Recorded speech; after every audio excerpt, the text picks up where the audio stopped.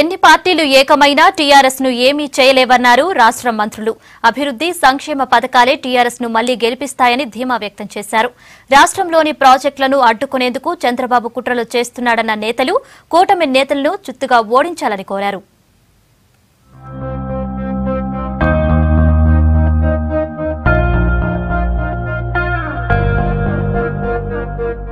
శాంతి భద్రతల్లో Hyderabad number 1 అన్నారు మంత్రి కేటీఆర్. ప్రజలు తాత్కాలిక ఉద్వేగాలకు లోను కాకుండా ఆలోచించి ఓటు వేయాలని కోరారు.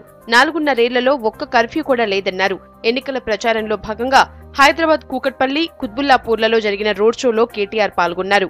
తెలంగాణ ప్రయోజనాల్లోనే తెలంగాణ రాష్ట్ర ఏర్పాటు తర్వాత జరిగిన అభివృద్ధిలోనే మనందరి ప్రయోజనాలు ఇమిడి ఉన్నాయి.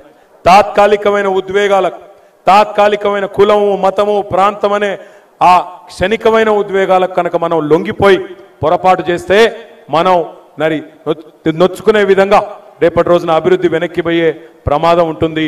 కొడంగల్ అభివృద్ధి టీఆర్ఎస్ తోనే సాధ్యమన్నారు మంత్రి హరీష్ రావు. రేవంత్ రెడ్డి గప్పాలు కొట్టడం తప్ప నియోజకవర్గానికి చేసిందేమీ లేదని విమర్శించారు. కూటమి గెలవకుంటే గాంధీ భవన్ కు రానన్న ఉత్తమ్ ఇప్పుడు మాట మారుస్తున్నాడన్నారు.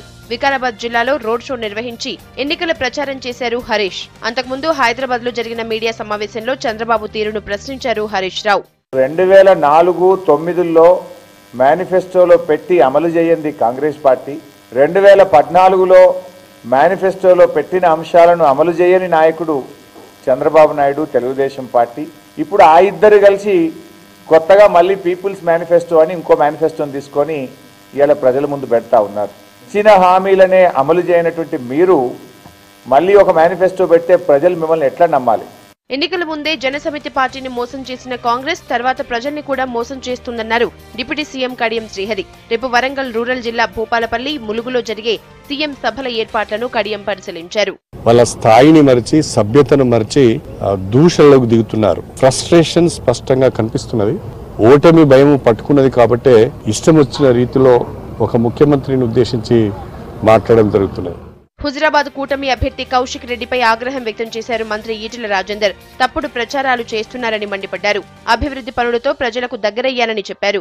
వరంగల్ అర్బన్ జిల్లా కమలాపూర్ మండలం భీంపల్లి గ్రామంలో నిర్వహించిన రోడ్ షోలో మంత్రి పాల్గొన్నారు. తెలుగుదేశం పార్టీ, కాంగ్రెస్ పార్టీ, ఉత్తర దక్షిణ ధృవాల్లో ఉండే పార్టీలు కలిసికట్టుగా వస్తున్నాయి. కలిసికట్టుగా వచ్చి ఆత్మ గౌరవాన్ని దెబ్బతీసే పద్ధతిలో, ఆత్మస్థైర్యాన్ని దెబ్బతీసే పద్ధతిలో వాళ్ళు మాట్లాడిపోతున్నారు. రైతులు అప్పుల నుంచి బయటపడాలన్న సంకల్పంతో టీఆర్ఎస్ కృషి చేస్తోందన్నారు మంత్రి పోచారం శ్రీనివాస్ రెడ్డి. రాష్ట్రాన్ని చీకటి చేసేందుకు చంద్రబాబు కాంగ్రెస్ తో పొత్తు పెట్టుకున్నారని విమర్శించారు. కామారెడ్డి జిల్లా బాన్సువాడలో నిర్వహించిన మున్నూరు కాపు ఆత్మీయ సమ్మేళనంలో పోచారం పాల్గొన్నారు. చంద్రబాబు నాయుడు, కాంగ్రెస్ పార్టీ ఇవన్నీ పార్టీలు ఏకమైనవి అంటే మళ్ళీ తెలంగాణలో చీకటి రావాలని చూసుకుంటున్నారు. అటువంటి వ్యక్తులు కాంగ్రెస్ పార్టీ పొత్తు కనుక్కొని ఈరోజు ఆయన మతల మీద అర్థం కాలేదు కానీ మళ్ళీ తెలంగాణను అస్తవ్యస్తం చేయాలనే ఆలోచనతో చంద్రబాబు నాయుడు గారు కాంగ్రెస్ అడ్డం పెట్టుకుని వస్తా ఉన్నారు.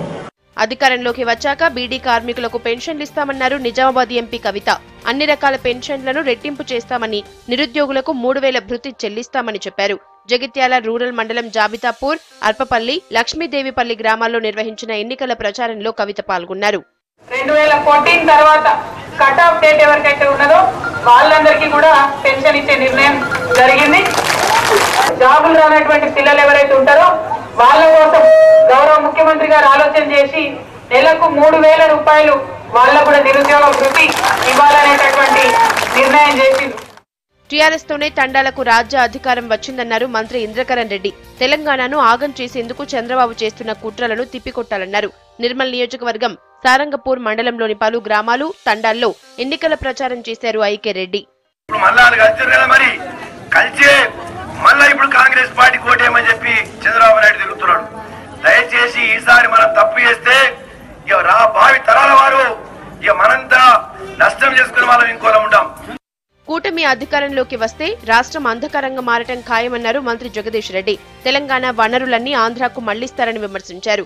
సూర్యాపేట మండలం కుసుమవారిగూడెం, కేసారం, జాటోత్ తండా, రామోజీ తండా, కాసరాబాద్ గ్రామాల్లో ఎన్నికల ప్రచారం నిర్వహించారు.